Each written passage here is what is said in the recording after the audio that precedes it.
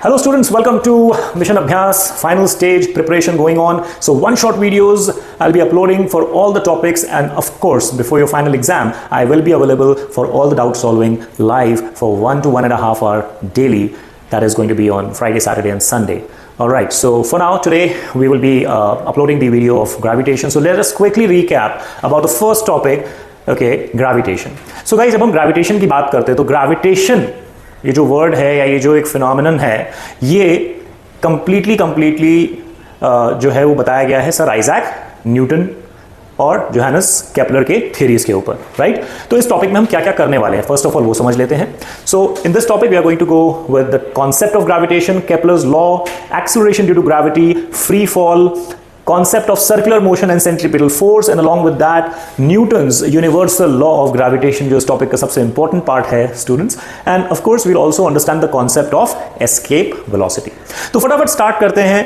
ये टॉपिक बहुत इंपॉर्टेंट रहने वाला है और ये लेक्चर आधे घंटे के अंदर आपको पूरा जिस्ट देने वाला है इस टॉपिक की थ्योरी का. So let us quickly begin with none other than sir Isaac Newton. Well, sir Isaac Newton के बारे में हम सब लोग जानते हैं, सर की उपाधि है, ऑलराइट. एंड ग्रेविटी जो है जब इन्होंने डिस्कवर की थी तो कैसे की थी? एक पेड़ के नीचे बैठे थे, एप्पल गिरा, एप्पल को देखा और यूनिवर्सल ग्रेविटेशनल लॉ बना दिया, right guys? Story goes like that. So let us quickly begin with the concept of the universal law of gravitation. अच्छा, ये एक fast track one shot video है तो गाइस मैं अज्यूम कर रहा हूं कि तुम लोगों को टॉपिक आता है, ये रिकैप हो रहा है. तो अगर कोई डाउट्स हैं, कोई कॉन्सेप्ट ज्यादा डिटेल में जानना है तो उसके लिए तुम्हें कमेंट करना है या get in touch with me on WhatsApp and I will surely try to help you as much as possible. So when we talk about Newton's universal law of gravitation, सबसे पहले इसकी स्टेटमेंट क्या है? Universal का मतलब ये हर body के ऊपर एप्लीकेबल है, चाहे वो माइक्रो बॉडी हो, चाहे वो मैक्रो बॉडी हो, चाहे वो अर्थ हो, चाहे वो मून हो, चाहे जुपिटर हो, पूरे के पूरे यूनिवर्स पर ये लॉ काम करता है. तो जल्दी से देखते हैं कि इस लॉ का जो स्टेटमेंट है वो हमें क्या समझाता है. उसके लिए हम क्या कंसीडर करते हैं? दो बॉडीज कंसीडर करते हैं, एक का मास है m1, एक का मास है बेटा m2, और उनके सेंटर्स के बीच का कुछ तो डिस्टेंस है जो हमने यहां पे फिलहाल क्या लिया हुआ है, स्मॉल d. इसे हम स्मॉल r भी लेते हैं. सो डोंट गेट कंफ्यूज अगर कहीं पर स्मॉल d लिखा है या कहीं पर स्मॉल r लिखा है. It is basically talking about the distance between two bodies, और वो डिस्टेंस कहां से मेजर किया गया है? From the centres of those two spherical bodies. All right. Now, according to the statement of Sir Isaac Newton, students, universal law of gravitation states that these two bodies of m1 and m2 apply the force on each other, which is given by capital F, and this force depends on two things: one, mass; second, distance. Right? So, what is the statement? The force applied is directly proportional to the product of the masses of two bodies. Okay? फिर से बोल रहा हूं. The force is directly proportional to the product of masses of the two bodies and is inversely proportional to the square of the distance between their centers. तो ये दो चीजें important हैं, ठीक है? वापस से मैं पूरा का पूरा स्टेटमेंट प्रॉपर्ली बताता हूं. Sir Isaac Newton states that every body in the universe attracts every other body by a force F, which is directly proportional to the product of the masses and is inversely proportional to the square of the distance between their centers. So as you see here, it is given as F proportional to m1 m2 by d square. Well, removing the sign of proportionality, when we convert it to an equation, we give it a constant. ये हमने math में बहुत अच्छे से पढ़ा हुआ है, right? Okay, so F is equal to G, capital G यहाँ पर है constant, G m1 m2 by d square, और यही हमारा एक तरीके से फॉर्मूला बन जाता है ग्रेविटेशन का किसी भी दो बॉडीज के बीच में.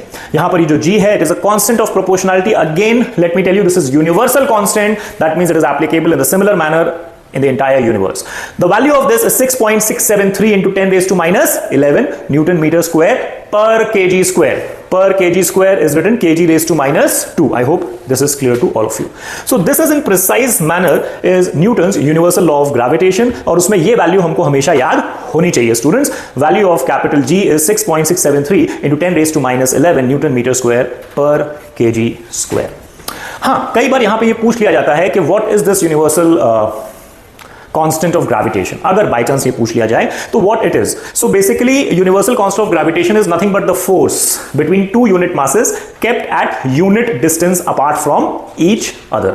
ये बुक में दिया हुआ है, इसे भी पढ़ के जरूर जाना है. ओके, यहां पर एक हम नोट कर लेते हैं.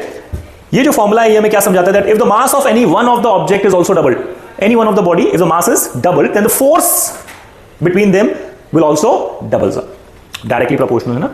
राइट? तो अगर किसी भी दो बॉडीज में से किसी भी मास को हम डबल कर दें तो जो फोर्स है वो भी क्या हो जाएगा, डबल हो जाएगा। और दूसरी चीज यहां से जो हमें बहुत ज्यादा ध्यान रखनी है वो ये कि अगर उनके बीच का डिस्टेंस डबल कर दिया जाए, मतलब d को डबल कर दिया जाए, तो अगर d डबल हो जाएगा तो force will decrease because it is inversely proportional and will decrease by a factor of 4 because it is square of the distance. तो जैसे हमने डिस्टेंस को डबल किया, पहली चीज इनवर्स है, तो डिस्टेंस को डबल किया, बढ़ाया, मतलब फोर्स कम होगा, इनवर्स का मतलब ही वो है। और दूसरी चीज कैसे होगा, बाय फैक्टर ऑफ 4, क्यों? क्योंकि वहां पर इनवर्स स्क्वायर लॉ लग रहा है, डी स्क्वायर है। तो मास किसी भी एक बॉडी का डबल करेंगे तो guys force will be doubled, और अगर डिस्टेंस डबल कर दिया उन दोनों के बीच का तो force will decrease by the factor of 4। ये बातें मन में बिठा लो एकदम, इसके ऊपर कोई भी क्वेश्चन आएगा गलत होना चाहिए नहीं। ओके फाइन, आगे बढ़ते हैं। नेक्स्ट हम एक कॉन्सेप्ट की बात करते हैं। देखो आइजैक न्यूटन ने क्या बताया कि इसी फोर्स की वजह से जो प्लैनेट्स हैं वो सन के आसपास घूम रहे हैं, अर्थ सन के चक्कर काट रही है, मून अर्थ का चक्कर काट रहा है, वगैरह वगैरह सारी चीजें, राइट? तो इन सबको समझने के लिए हमें समझना पड़ेगा सर्कुलर मोशन और सेंट्रीपिटल फोर्स क्या होता है। स्टूडेंट्स जल्दी से समझते हैं सर्कुलर मोशन क्या है। देखो सर्कुलर मोशन हमने 9th में भी पढ़ा है, ठीक है? When an object moves along a circle that is what is called as circular motion. Straight line पे चलेगी तो लीनियर मोशन, दूसरा नाम ट्रांसलेशनल मोशन, और अगर एक सर्कल पे चल रही है तो फिर सर्कुलर मोशन। ओके, तो यहां पर हम ये ऑब्जेक्ट एक ये फिगर देख लेते हैं, ठीक है? तो यहां पर अगर हम देखेंगे तो ये सर्कल है, ये स्टोन है, ये सर्कल पे घूम रहा है, तो this is what is the circular motion. लेकिन अभी यहां पे क्यों घूम रहा है students? Because of this rope, right, और a string you can say, ठीक है? यहां पे देखो, ये सर्कुलर मोशन आया है ना। वापस से देखते हैं, ये देखो ये हुआ हमारा सर्कुलर मोशन, ठीक है? और यहां पर जो वेलोसिटी है ये हमारी टेंजेंशियल वेलोसिटी है, लेकिन हम ये जो वेलोसिटी आ रही है वो क्यों आ रही है? बिकॉज हमने इसको अंदर की तरफ खींचा हुआ है इस स्ट्रिंग के थ्रू, राइट? तो ये जो अंदर की तरफ फोर्स लग रहा है, इसी फोर्स का नाम है बेटा सेंट्रीपिटल फोर्स। क्या नाम है इसका? Centripetal force. अगर ये स्ट्रिंग टूट जाएगी तो ये ऑब्जेक्ट फिर इस तरह से लीनियर मोशन करता हुआ आगे चला जाएगा। आई होप तुम्हें ये बातें सब समझ में आ रही है। मैं चाइनीज में बात नहीं कर रहा हूं, मैं हिंदी और इंग्लिश में बात कर रहा हूं, ठीक है? दो तरह के मोशन है, सर्कुलर मोशन है और ट्रांसलेशनल मोशन है। जब तक ये पिवट है, यहां से पकड़ा हुआ है मैंने, तब तक ये एक सर्कल पे घूम रहा है, और अगर यहां से ये स्ट्रिंग टूट गई तो फिर वो टेंजेंशियल वेलोसिटी जो है वो लीनियर मोशन फॉलो करने लगेगा, right guys? Okay, so I hope you are following this thing. तो सेंट्रीपिटल फोर्स क्या होता है एक बार जल्दी से देख लेते हैं। A force acts on any object moving along a circle and it is directed towards the center of the circle. It is directed towards the center of the circle and that force, my dear students, is called as centripetal force. इसका एक और नाम है layman's terminology में, जहां पे centripetal force difficult लगे, उसको हम बोलते हैं centre seeking force. Such a force which is directed towards the centre of the circle. तो ये फोर्स रिस्पॉन्सिबल है, ठीक है? ये जो अर्थ सन के चारों ओर चक्कर लगा रही है या मून अर्थ के चारों ओर चक्कर लगा रहा है, ये फोर्स रिस्पॉन्सिबल है फॉर सर्कुलर मोशन। तो आई होप तुम्हें समझ में आया कि सर्कुलर मोशन क्या होता है। When a object is moving along a circular path, और ये सर्कुलर पाथ पे तब चलेगा जब एक सेंटर सीकिंग फोर्स इसके ऊपर एक्ट कर रहा है, नहीं तो ये ट्रांसलेशनल मोशन में कन्वर्ट हो जाएगा, ठीक है? तो ये जो सेंटर सीकिंग फोर्स है माय डियर स्टूडेंट्स, इसी को हमने नाम दिया हुआ है सेंट्रीपिटल फोर्स। बहुत बढ़िया, समझ में आ रहा है सबको? Yes, okay, good. सो let us move ahead real quick. जैसे सर आइजैक न्यूटन के बिना ये टॉपिक अधूरा है, वैसे ही जो दूसरे इंपॉर्टेंट पर्सनालिटी है इस टॉपिक में वो है जोहानस केपलर, ठीक है? इन्होंने काफी हेल्प किया था सर आइजैक न्यूटन को अपना यूनिवर्सल लॉ फाइंड करने के लिए। कैसे किया था, कैसे नहीं किया था, वो थोड़ा सा समझते हैं हम लोग आज के इस सेशन में। Okay, when I am talking about Johannes Kepler, he was a German astronomer, और उन्होंने 3 बहुत फेमस लॉज दिए हुए थे माय डियर स्टूडेंट्स। ये जो 3 लॉ हैं, ठीक है, उनको हम बोलते हैं Kepler's first law, Kepler's second law और Kepler's third law. Okay, first, second और थर्ड लॉ। ये जो सारे के सारे तीनों लॉज हैं ना, वो उन्होंने एक मॉडल बनाया, एक डायग्राम है जो कुछ इस तरह का दिखता है, ठीक है? और इसके ऊपर ये तीनों लॉज दिए गए। सबसे पहले ये क्या डायग्राम है बेटा? ये सर्कल नहीं है, ये ओवल शेप नहीं है, ये क्या है? ये एक एलिप्स है। एलिप्स क्या होता है तुम लोग को जानकारी होनी चाहिए। फिलहाल हम मैथ नहीं कर रहे हैं, हम कर रहे हैं physics, topic gravitation. Johannes Kepler का फर्स्ट, सेकंड और थर्ड लॉ, उस पे आ जाते हैं। तो फर्स्ट लॉ क्या बोलता है? Kepler's first law states that the orbit of a planet is an ellipse with the sun at one of the foci. तो बेसिकली एलिप्स के 2 फोकस पॉइंट होते हैं, इसलिए हमने यहाँ पे टर्म क्या यूज किया है? Foci. Foci is the plural for focus. तो किसी भी एक फोकस के ऊपर सन है ठीक है, और प्लैनेट जो है वो एक एलिप्टिकल ऑर्बिट पे सन के चक्कर काट रहा है। फिर से, what is the first law? The orbit of a planet is an ellipse with the sun at one of the foci. बढ़िया स्टेटमेंट है, एकदम सादी। सेकेंड लॉ की बात करते हैं। The line joining the planet and the sun sweeps equal areas in equal intervals of time. देखो यहां पे डायग्राम में देखो, हमने यहां पे कुछ पॉइंट्स मान लिए ए बी सी डी और ई एफ। यहां पर हम ये बता रहे हैं कि जितना टाइम ए से बी में जाने के लिए लग रहा है उतना ही टाइम सी से डी पे लग रहा है, उतना ही टाइम ई से एफ तक लग रहा है। Now you may see and wonder that when you talk about the curvature, the distances or the arc which it is following, the curve what it is following may or may not looking be the same, of course, because they are at different distances from the sun. यहां पर planet sun के ज्यादा पास है, यहां वो sun से दूर है, और हमारा एक लॉजिकल अंडरस्टैंडिंग ये बढ़ रहा है कि जैसे जैसे planet sun से दूर जा रहा है बेटा, उसका ये जो पाथ वो कवर कर रहा है वो कम कर रहा है। लेकिन अगर हम ये दोनों लाइंस को ज्वाइन कर दें, ई से लेकर एस, एफ से लेकर एस, तो ये एक ट्राइंगल तुमको यहां पे दिख रहा है ई एस एफ, यहां पे ट्राइंगल दिख रहा है डी एस सी या सी एस डी, यहां पे ए एस बी। ये जो ट्राइंगल्स दिख रहे हैं, अगर हम इन ट्राइंगल्स का एरिया निकाले, एरिया निकालना तुमको आता है राइट, एरिया निकालना मैं नहीं सिखा रहा हूं, अगर हम इनका एरिया निकाले ओके, तो हमें यह समझ में आएगा कि it will be sweeping the equal areas in equal interval of time. तो ये इसका एक सेकंड लॉ है, बहुत ही प्यारा सा सिंपल सा लॉ है, केपलर का second law. The line joining the planet and the sun sweeps equal areas in equal intervals of time. Third law क्या है? The square of its period of revolution. Period of revolution क्या होता है? What is period of revolution? एक पूरा चक्कर काटने के लिए जितना टाइम लगता है उसको हम टाइम पीरियड या पीरियड ऑफ रेवोल्यूशन बोलते हैं स्टूडेंट्स, ठीक है। तो ये जो पीरियड ऑफ रेवोल्यूशन है, the square of its period of revolution around the sun is directly proportional to the cube of mean distance of the planet from sun.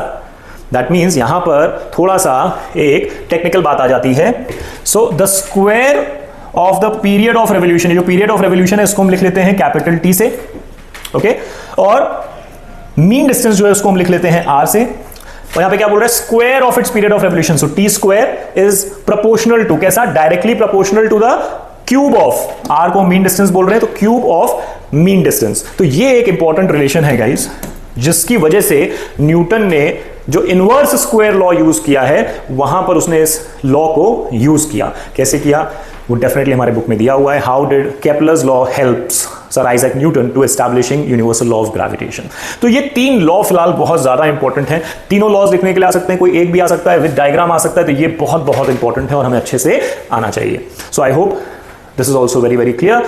Okay, moving ahead, let us come to a new concept. Okay, अभी तक हमें ये समझ में आया कि भाई एक बॉडी है वो चक्कर काट रही है, क्यों? क्योंकि फोर्स लग रहा है, और फोर्स में कैसा लग रहा है? तो एक सेंटर सीकिंग फोर्स लग रहा है, जिसको हमने बोला सेंट्रीपिटल फोर्स। जो मोशन है वो कैसा है? सर्कुलर मोशन है। अब इन सब चीजों में जब हम बात करते हैं किसी ऑब्जेक्ट की जो अर्थ पे रखा है, ठीक है, और उसे एक सर्टेन हाइट से हम ड्रॉप करते हैं, तो फोर्स लग रहा है। तो हमने ये बात पढ़ी है न्यूटन के लॉ में, जब किसी एक ऑब्जेक्ट के ऊपर फोर्स लगता है तो वो एक्सेलरेट करता है। और एक्सेलरेशन को हमें पता है तीन तरह से पढ़ा जाता है, पॉजिटिव एक्सेलरेशन, नेगेटिव एक्सेलरेशन और zero acceleration. My dear students, बराबर है।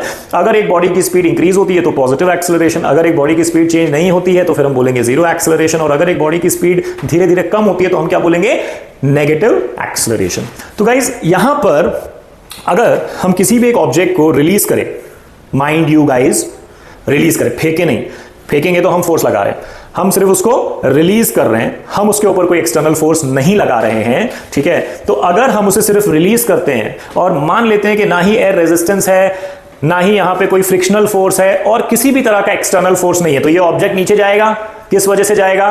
ग्रेविटेशनल फोर्स की वजह से जाएगा, राइट। तो ये जो ग्रेविटेशनल फोर्स की वजह से ये ऑब्जेक्ट नीचे गिरेगा, उस पर और कोई भी फोर्स एप्लीकेबल नहीं है। इस तरह के फॉल को हम बोलते हैं फ्री फॉल, जो हमारा ये नया कॉन्सेप्ट है। What is free fall? When an object falls under the influence of earth gravity alone, सिर्फ और सिर्फ उसके ऊपर अर्थ का ग्रेविटेशनल फोर्स लग रहा हो, then we say that the object is falling freely and the object is called freely falling body. Okay, so free fall हमें समझ में आ गया। अब यहां पर जरूरत है कुछ इंपॉर्टेंट पॉइंट्स को समझने की, कुछ नोट हैं जो बहुत ज्यादा जरूरी हैं। First important point is the true free fall is possible only in vacuum. जैसे मैंने बताया कि जब हम एक बॉडी को रिलीज कर रहे हैं तो कहीं जब हम रिलीज कर रहे हैं तो वहाँ पे एयर रेजिस्टेंस, विंड का स्पीड, ठीक है, अगर हमने कुछ फोर्स लगा दिया गलती से थोड़ा भी तो वो सारी चीजें आ जाती हैं। तो बेसिकली हम अपना फोर्स को निगलेक्ट कर सकते हैं, ध्यान से उसको रिलीज कर सकते हैं, लेकिन बाकी सारे फोर्सेस को हम निगलेक्ट नहीं कर सकते। तो ट्रू फ्री फॉल जो है वो कहां पर पॉसिबल है? सिर्फ और सिर्फ वैक्यूम में पॉसिबल है स्टूडेंट्स। और फ्री फॉल में जो एक इंपॉर्टेंट बात याद रखने वाली वो ये है कि फ्री फॉल में initial velocity of an object which is given as small u, ठीक है, ये जो स्मॉल यू का वैल्यू है स्टूडेंट, ये हमेशा होता है, u का जो वैल्यू है ये हमेशा कितना होता है? 0 होता है स्टूडेंट्स, ठीक है। And the third point which we must keep in mind, the moon and the artificial satellites they are in the space and the true free fall is possible only in vacuum which is in the outer space, right? So we can say that these which is moon and the artificial satellites, they are in the state of free fall. I hope this is clear, right? अब इन सारी चीजों के लिए अगर हम बात करें तो फ्री फॉल हो रही है, अगर ये बॉडी गिर रही है, ठीक है, तो फोर्स लग रहा है, और अगर फोर्स लग रहा है तो ये बॉडी एक्सीलरेट करेगी, क्योंकि इनिशियल वेलोसिटी क्या है? 0। जैसे ही गिरेगी फाइनल वेलोसिटी क्या हो जाएगी? कुछ तो होगी, मोर देन 0। इसका मतलब बॉडी इज एक्सीलरेटिंग, राइट? और एक्सीलरेशन हमें पता है, हमने पढ़ा हुआ है, 3 तरह से एक्सीलरेशन दिया जाता है, पॉजिटिव एक्सीलरेशन, नेगेटिव एक्सीलरेशन और जीरो एक्सीलरेशन। अगर एक बॉडी की स्पीड बढ़ रही है तो पॉजिटिव, कम हो रही है तो नेगेटिव, और अगर स्पीड में चेंज नहीं आ रहा है तो फिर जीरो एक्सीलरेशन।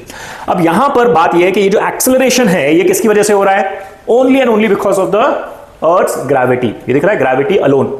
तो इसका हमने एक नाम दिया है, इसे बोला जाता है अर्थ्स ग्रेविटेशनल acceleration. क्या होता है Earth's gravitational acceleration? The gravitational force due to the Earth on a body results in its acceleration, and this is called as acceleration due to gravity.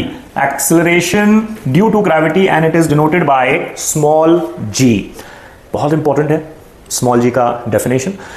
अगर हमें स्मॉल जी की वैल्यू कैलकुलेट करनी है किसी भी प्लैनेट पे, लेटर से अर्थ पे कैलकुलेट करनी है, तो उसके लिए हम एक फॉर्मूला लगा सकते हैं। Let us quickly see value of g on the surface of earth. Force का फॉर्मूला सर आइजैक न्यूटन ने जो दिया, इसको हम मान लेते हैं equation number 1, which is F is equal to capital G. Capital M यहां पर है मास ऑफ द अर्थ, क्योंकि out of the two bodies one is the earth itself, right? Small m is the mass of the object, r is the distance, and the formula of weight which is also the force, we know that it is given as mg. तो let us इसको equation number 2 मान लेते हैं। तो F is equal to mg, दोनों भी forces है, दोनों को इक्वेट करते हैं। इक्वेट करने के बाद हमें क्या मिलता है? mg is equal to g capital M small m upon r square. यहां पर स्टूडेंट्स हम ये स्मॉल m को कैंसिल कर दें अगर, तो हमारा वैल्यू आ जाता है g is equal to g capital M by r square. और अगर एक बॉडी इस अर्थ के सरफेस पर है तो उसके सेंटर का distance to the centre of earth का डिस्टेंस अप्रोक्सीमेटली हम ले लेते हैं रेडियस ऑफ द अर्थ, और उसको डिनोट करते हैं हम कैपिटल R से। तो जो फाइनल फॉर्मूला हमारा बनता है एक्सीलरेशन ड्यू टू ग्रेविटी का, वो होता है g capital M by capital R square. अब ये फॉर्मूला बहुत इंपॉर्टेंट है, क्योंकि ये फॉर्मूला हमें दो इंपॉर्टेंट चीजें बताता है। पहली चीज कि acceleration due to gravity on a planet depends on mass of that planet and radius of that planet, क्योंकि यूनिवर्सल कांस्टेंट तो यूनिवर्सल है, और स्मॉल m तो हमने यहां कैंसिल कर दिया। मतलब एक ऑब्जेक्ट के मास पर acceleration due to gravity depend नहीं करता है स्टूडेंट्स। अगर हम एक अनइवन मास के ऑब्जेक्ट को एक सर्टेन हाइट से एक प्लैनेट पे हम रिलीज करें, और अगर वो फ्री फॉल की स्टेट में है, तो दोनों बॉडीज में जो एक्सीलरेशन आएगा वो सेम होगा, चाहे वो एक हल्की बॉडी और एक भारी बॉडी क्यों ना हो। Are you getting it? So acceleration due to gravity does not depend upon the mass of object, it depends on the mass of planet and the radius of the planet. Okay, ये बहुत important है। यहां पर अगर हम मास और radius का value put कर लें, which is mass of the earth is 6 into 10 raised to 24 kg and the radius of the earth is 6.4 into 10 raised to 6 meters. अगर हम ये दोनों वैल्यूज यहां पे पुट कर लें, कैलकुलेट कर लें, तो बेटा वैल्यू आ जाती है 9.77 मीटर पर सेकेंड स्क्वायर, जिसको हम अप्रोक्सीमेटली जो जी का वैल्यू है उसको हम सरफेस ऑफ अर्थ पे लेते हैं 9.8 मीटर पर सेकेंड स्क्वायर। तो I hope acceleration due to gravity का कॉन्सेप्ट जो है वो आप लोगों को एकदम अच्छे से समझ में आ गया, राइट? अब यही सारे टेक्निक्स को यूज करके, एक्सीलरेशन ड्यू टू ग्रेविटी को यूज करके, अगर तुम्हें याद होगा हमने न्यूटन के कुछ इक्वेशन पढ़े हैं मोशन से रिलेटेड, उनको हम रिकैलकुलेट कर सकते हैं स्मॉल a की जगह g यूज करके और u की वैल्यू 0 पुट करके। अगर तुम वही तीन इक्वेशंस देखोगे तो फर्स्ट इक्वेशन ऑफ मोशन बन जाती है v is equal to gt, second बन जाती है s is equal to half gt square, और थर्ड इक्वेशन ऑफ मोशन बन जाती है बेटा v square is equal to 2gs। Now you have to remember one thing, for calculating the motion of an object thrown upward, अगर मैं किसी object को ऊपर फेंक रहा हूं, so the acceleration is going to be negative and the value of acceleration due to gravity will be taken as minus, right? Why? Simple reason है भाई, if I am throwing an object ऊपर की तरफ, then the speed of this object will continue to decrease as it is going ऊपर, the value of g is going to decrease, okay? And when it will decrease, then we have to take this as negative acceleration because the value is going to be in minus, guys. I hope you are able to understand this, why it is taken as negative. Positive negative zero याद है, तो अगर मैं किसी भी चीज को ऊपर फेंकूंगा तो उसकी वेलोसिटी धीरे धीरे रुकेगी और एक पॉइंट पे आके वो रुक जाएगा, फिर नीचे गिरेगा. तो जब ये बॉडी ऊपर जा रही है तब हम इसका एक्सेलरेशन जो है वो नेगेटिव लेंगे. So it is going to be minus 9.8 at that point in time. I hope these small things where students go wrong, they go under some misconception, are getting clear to you. Okay, moving ahead. Free fall हो गया. Gravitational acceleration की जब हम बात करें तो ये भी जो एक इंपॉर्टेंट पार्ट है वो ये है कि the value of acceleration due to gravity हम ले तो लेते हैं 9.8 मीटर पर सेकंड स्क्वायर, बट क्या ये कांस्टेंट है वाकई में? तो एक्चुअल में देखा जाए तो ये कांस्टेंट नहीं है. ठीक है, इसमें वेरिएशन आता है. ठीक है, what is the variation in the value of G, और क्यों आता है वो जल्दी समझते हैं. देखो, पहला रीजन हो सकता है change along the surface of the अर्थ. हमें पता है कि अर्थ जो है वो कंप्लीट स्फेरिकल नहीं है. ठीक है ना, इक्वेटर और पोल का डिस्टेंस सेंटर से अलग अलग है. तो अगर डिस्टेंस अलग अलग है तो अभी हमने बोला कि फॉर्मूला क्या है जी का, Gm/r². तो अगर r इज द रेडियस तो रेडियस तो कॉमन है नहीं. ठीक है, तो इसका मतलब थोड़ा बहुत जो फर्क है वो वहां पे आता है, तो उसको याद कर लेना है. इसमें शॉर्ट नोट आ सकता है. दूसरा रीजन क्या हो सकता है, change in the height. Surface के ऊपर था तब 9.8 अप्रॉक्स आई थी. ठीक है, अब अगर मैं ऊपर जाऊंगा तो ये हाइट हम फिलहाल नेग्लेक्ट करते हैं. लेकिन अगर नेग्लिजिबल हाइट नहीं है, काफी ऊपर है, तो फिर हमारा जो फॉर्मूला है वो चेंज हो जाता है. इस केस में जो फॉर्मूला है बेटा वो चेंज हो जाता है.